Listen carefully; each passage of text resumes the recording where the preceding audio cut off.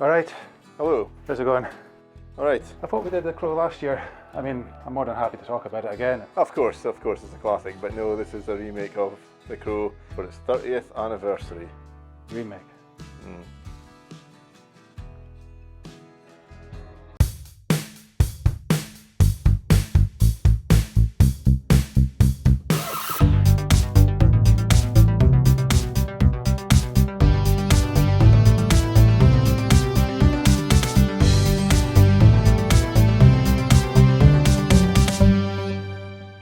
Hello, and welcome to Woodshed Reviews, where we look at films old and new, good and bad. On today's show, we're looking at The Crow 2024. I'll never be alone. So, the original Crow, Mm-hmm. one of the few films we've reviewed where we gave it 5 out of 5. Both of us, yeah. I was swithering because we just did Psycho, and I gave it 4.5, and I'm giving The Crow 5, but I don't care. Needless to say, it's one of our top films. Definitely, yes, definitely up there. It holds up really well. We watched it last year, as we said, again for the umpteenth time. So I was definitely trepidatious, I think would be the word, about this 30th anniversary reboot, remake, regurgitation. What's the worst thing you've ever done? I saw things. I shouldn't have seen any of it. How did you feel when you heard this was going to be made? I definitely not good. It's that sort of thing where there's so many classic films that are remade and they're perfect films usually, especially in this kind of genres, sort of RoboCop or Total Recall. These sort of films, they never make the kind of so-so films that had a good idea or a good concept, but maybe didn't stick the landing. They always go for the absolute classics. Yeah. And usually, in fact, almost always, they are for the worse. So I was definitely prepared for that. And then the trailer dropped a little while back. I thought that was one of the most horrendous things I'd seen for a while. It was a terrible trailer, I have to say. Yeah. You were given the power of a god. I have to say, I went in with very low expectations. Sure. Because I was expecting it to just regurgitate a lot of stuff from the original film. And I'm surprised when it didn't. Mm-hmm.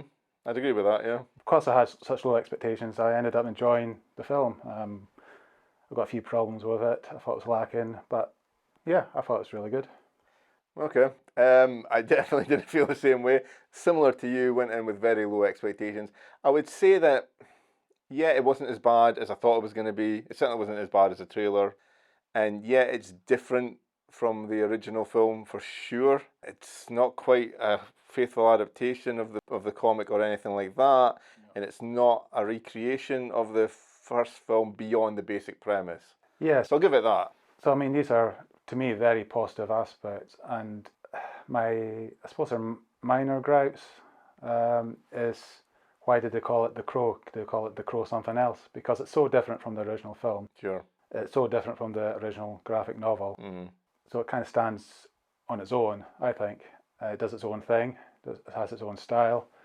One of the only similarities is the two main characters, Eric and Shelley. There's lots of films that are kind of similar themes or similar ideas and stuff like that. So I do get that, and I would agree with you that it definitely does its own thing. I think it could conceivably have not even seen the original Crow and written this film because it's quite different from that beyond the initial premise. When someone dies, A crow carries their soul to the land of the dead.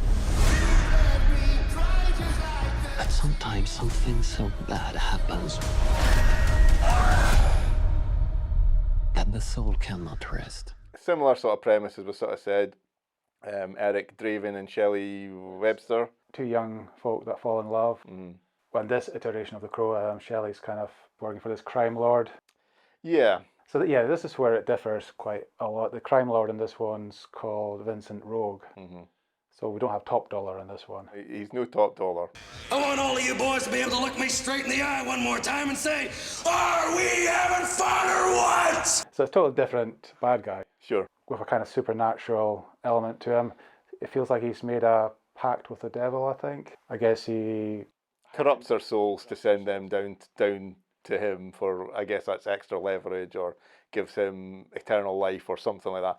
We're guessing at this because the film is very vague with a lot of this stuff. Yeah, it that's feels like there's a lot missing. Where it feels lacking for me. It didn't explain certain things like that properly. Mm-hmm.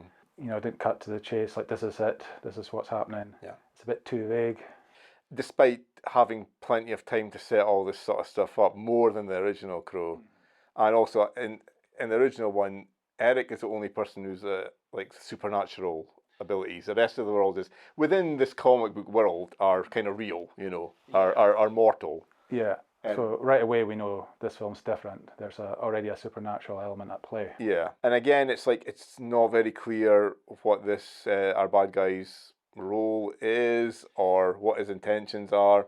Yeah, you didn't really get a feel about for his organisation, what they do and how they're organised. Yeah, the first act has plenty of time to do that, but it focuses on other aspects, well, namely Eric and Shelley. Whereas in the original film, we only get flashes of their relationship, and that's all we needed. But in this film, we get a lot more backstory. Yeah. Which I didn't mind too much. I mean, it's a totally different take on the characters. Mm. I mean, I wish they'd call them something else, like Derek and Nellie or something. Derek and Nellie, not quite have the same ring, but yeah, work on those names. Yeah. In this one, we are told and told and told and told some more about how much in love they are, and the more that they try to do it, the less I kind of buy into it. Sure, in this one, you had to kind of try and invest in them more, and I did up to a certain point. I thought they were both obviously very broken characters. We get flashes back to Eric's childhood, but very brief flashes. It doesn't really add up to anything, and it doesn't tell us. No, we just have to fill in the blanks. You know, he obviously had some sort of childhood trauma, something to do with a horse caught up in barbed wire, and his mother, who looks maybe an alcoholic or a drug user. Yeah. And then we cut to him many years later as a young adult, and he's covered with tattoos, which I take as some sort of coping mechanism. Yeah, okay. And I thought that was pretty cool. Okay. I liked his character. Yeah, you kind of cared for him. I didn't dislike him. Very different from the original Eric Draven, from the original Crow. There's a lot of issues I had with this film, but possibly my biggest one is not liking this main character. Both of them, really. You know, nobody deserves to be killed in the way that she did or something like that. But there was something a bit more pure and innocent about the original characters. Of course. In this one, you know, he's, as you're saying, he's tattooed all over his face. She calls him beautifully broken. I thought that you were quite brilliantly broken. It's this sort of like love story that's, you know, underground, grungy, they're doing drugs, all this kind of stuff. They're obviously probably into crime to some degree and everything. And I'm just like, I don't like these guys at all. Okay. At this point, I'm comparing it to The Crow, whereas if it had been its own thing, I might not be doing that. See, that's the thing. I was able to kind of divorce myself from the original Crow, because to me that's just a perfect film. Yeah. But it did feel like they were both people that were kind of destined to meet. They were both broken. They're both been dealt bad hands, but they're wanting to lead good lives and to find each other. I thought that was quite nice.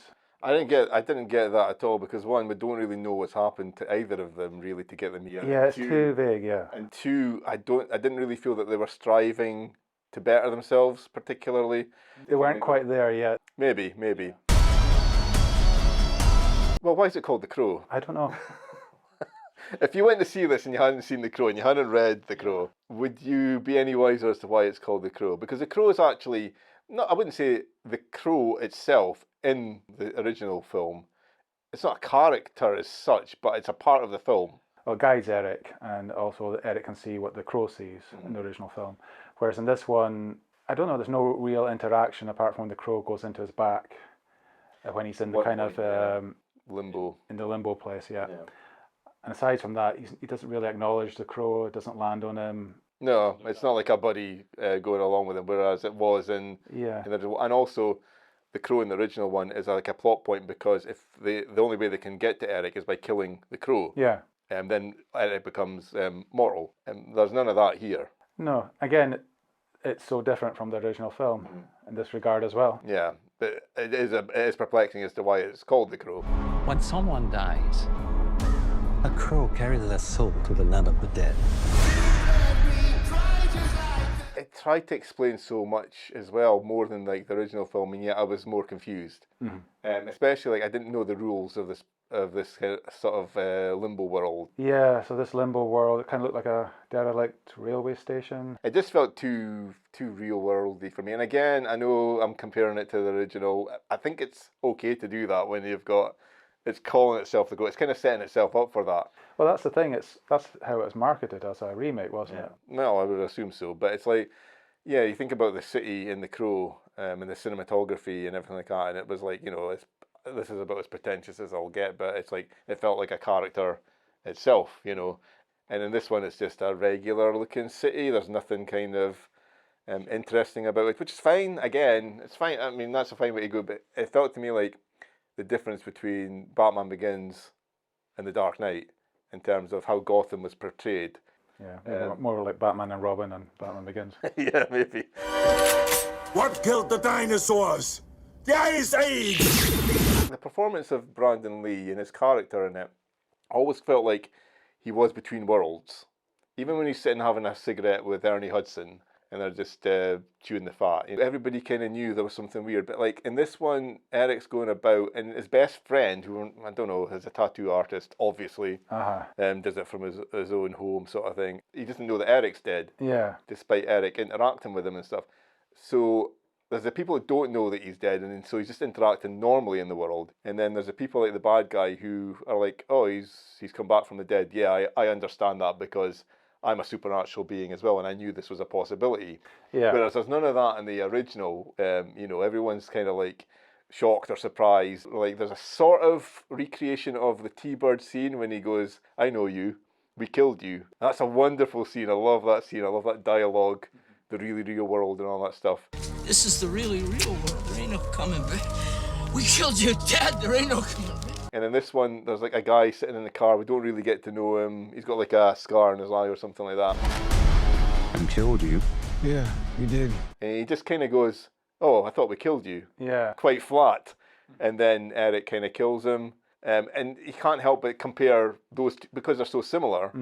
You can't help but compare the two of them. And the new one just comes up totally wanting in terms of that sort of stuff for my liking. Oh, okay. Maybe I do need to go and watch it and think of it as a more of a realistic take on as much as a story can be realistic, but Sure. Yeah, it's more a real world. It's definitely yeah. it's nothing like the original Crow. I mean, that was just amazing film to get lost in. Yeah. And everything about the original Crow, the music, the score. Yeah. There's so many iconic scenes. It's just, for me, it's perfection. But this is just so different. It's more real world, and I just accepted it and went along for the ride. But you're running out of time to save her.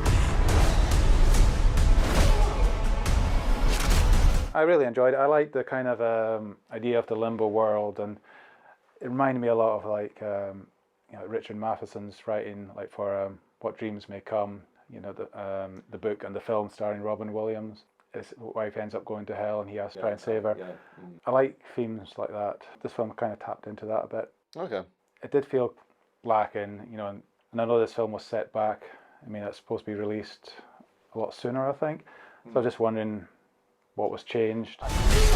You have no idea what hell awaits you. No, I do. It just felt for me it was trying to be too edgy, too hard-edged, underground. We're tattooed, we take drugs, all that kind of stuff. That's fine. We've watched plenty of films like that, but I don't want that as my sort of main protagonist in a sort of revenge film where I want to be on his side. I don't want them to die. I think the other aspect that kind of was bugging me is it was like the reason for their death was very, very confusing. It was around a video that Shelley has on her phone that's sent her by a friend of our main bad guy. He's trying to, I guess, protect his identity. I mean, doesn't want people knowing about his powers. You're kind of having to kind of like grasp at straws with that kind of stuff. It just feels, whereas it's a lot more tragic, I think, in the original film. Things like that happen, in real life, and you can kind of believe that, good people like that who are standing their ground against these oppressive forces, and then they pay the cost of it. And you just need to pick up a newspaper and stuff like that all the time. So Whereas- that kind of hits home a bit Yeah, more. I totally agree with that. That's why the original's a lot more relatable, because these tragedies happen, and the original graphic novel's kind of inspired by Based by that, tragedy as well. Get down!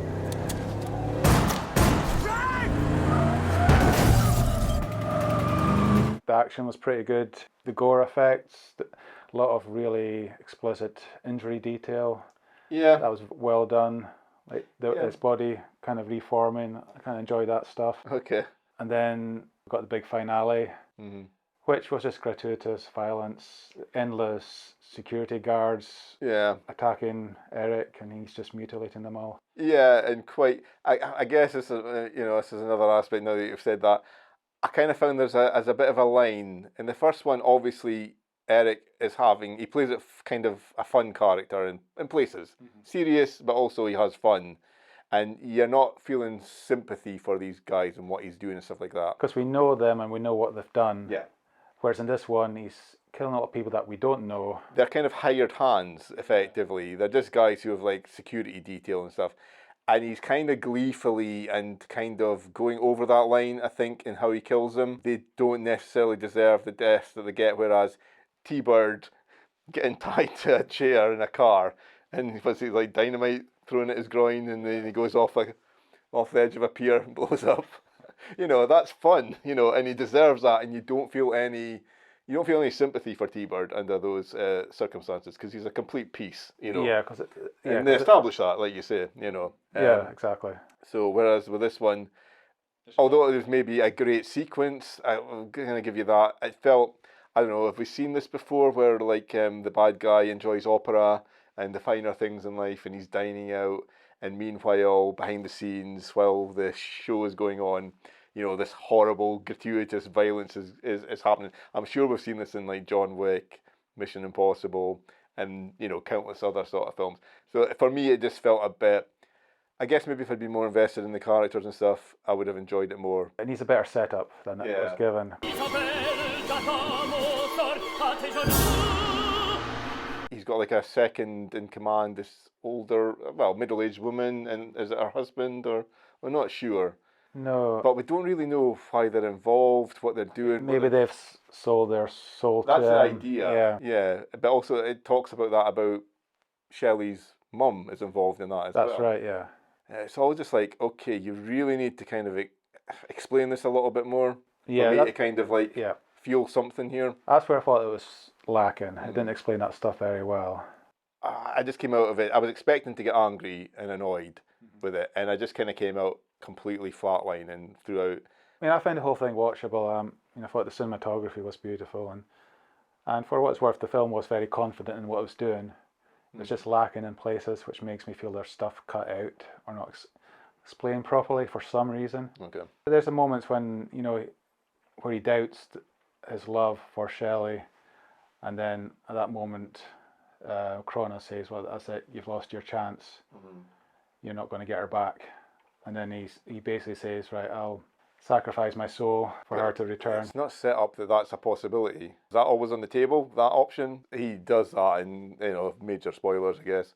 Yeah, so he's damning his soul to hell to save her. And I think that emotion for me was quite powerful. That's an extreme thing to do. But for me, possibly, if we had known that was an option before it became an option, if you like. I know that sounds a bit like counterintuitive, but you need to kind of set up that that's a possibility, and it never does. Whereas in the original Crow, they're dead. There's nothing that's going to bring them back, and you have to accept that. And I think there's something more, not nice, but there's something more, it's more realistic. It's more, you have to accept death when someone dies.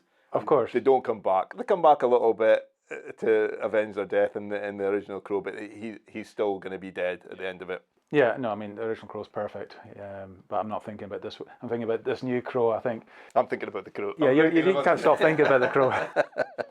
I'm thinking about it 100%, and this film is completely fails because of it, possibly. Yeah, I get what you're saying. Maybe I should watch it through your lens. I'm just not as mature enough for that, so... Yeah. No, I was just able to forget about the original Crow because nothing can come close to it. Yeah. And I was just so glad that it didn't try to imitate it. Sure. That would have been just a disaster. Yeah. And it didn't lift much from it at all, apart from maybe the character names and maybe little bits here and there. Yeah. So it was a different film completely, and even completely from the graphic novel. So I was like, okay, that's fine. It's probably better than the sequels, which I haven't seen all of them. No. So it might well be the second best Crow film. High praise. I'm just going to pull off that plaster for you. I'm going to give it 1.5. Even if it had antagonised me a little more, I might have kind of given it a slightly higher rating, because I might have felt something. I was just flatlining through the whole thing. I thought the pacing was pretty bad. The core relationship I was not buying into at all. Maybe that's a good action sequence at the end, but I'm not invested in it by that point. So I just totally forgot about the original film, which you have to do, and I was thankful it was so different style, and I just really got into the characters. I did care about them. I thought they could have been stronger. I thought he was very good. He just felt like a guy that was been trying a lot through his life. He's obviously had a childhood trauma, totally different story feel from the original film. I'm going to give it 3 logs. I'd like to see a better version of this film. I think there might be one out there. there is one out there. I think I've got a copy of it somewhere. Yeah. You've got a copy of it somewhere as well on glorious 4K, and I think I need to go and watch that to wash the taste away of The Crow 2024. Well, there you have it. But that's all we've got for you for today. Hope you enjoyed the review, and we'll see you next time. Cheers.